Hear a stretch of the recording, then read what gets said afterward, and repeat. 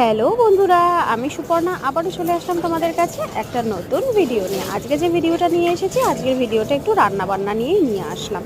তো ম্যাগি খেতে কে কে ভালোবাসো একটু চটপট আমাকে জানিয়ে দাও তো। আমার এই যে ম্যাগিটা করেছি, এটা আসলে আমার ছেলের খুব প্রিয় ম্যাগি, তো ছেলের জন্যই এই ম্যাগিটা আমার করা।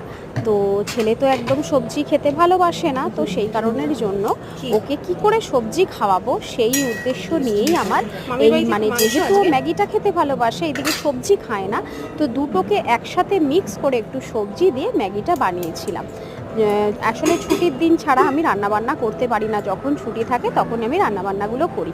তো ম্যাগিটা করার জন্য আমি মোটামুটি যে সবজিগুলো নিয়েছিলাম, শীতের সবজিই ছিল সবই। গাজর, বিনস, ক্যাপসিকাম, ফুলকপি, কড়াইশুঁটি, এগুলো সব দিয়েই আমি ম্যাগিটা বানিয়েছিলাম। আলু ছিল। তো আমার ছেলে সবথেকে মজার ব্যাপার কি জানো বন্ধুরা, আমার ছেলে আলুটা পর্যন্ত খায় না, মানে আলু পছন্দ করে না। শুনেছো কারোর মুখে যে আলু পছন্দ করে না কেউ? এই হচ্ছে আমার ছেলে। তো যাই হোক, ও এবার তোমার মানে ওকে ভাবলাম তাহলে সবজিটা দিয়ে একটু ম্যাগিটা করে দিই, করে খাওয়াবো।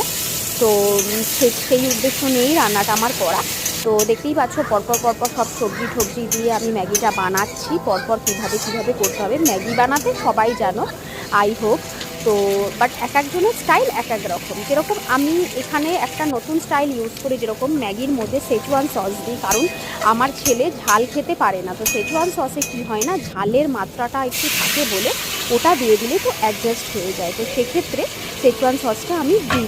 যেগুলোতে আমি লঙ্কা দিতে পারি না, সেগুলোতে মানে আমার ছেলে যেগুলোতে খায় সেগুলোতে আমি একটু হালকা করে সেচুয়ান সস দিয়ে দিই।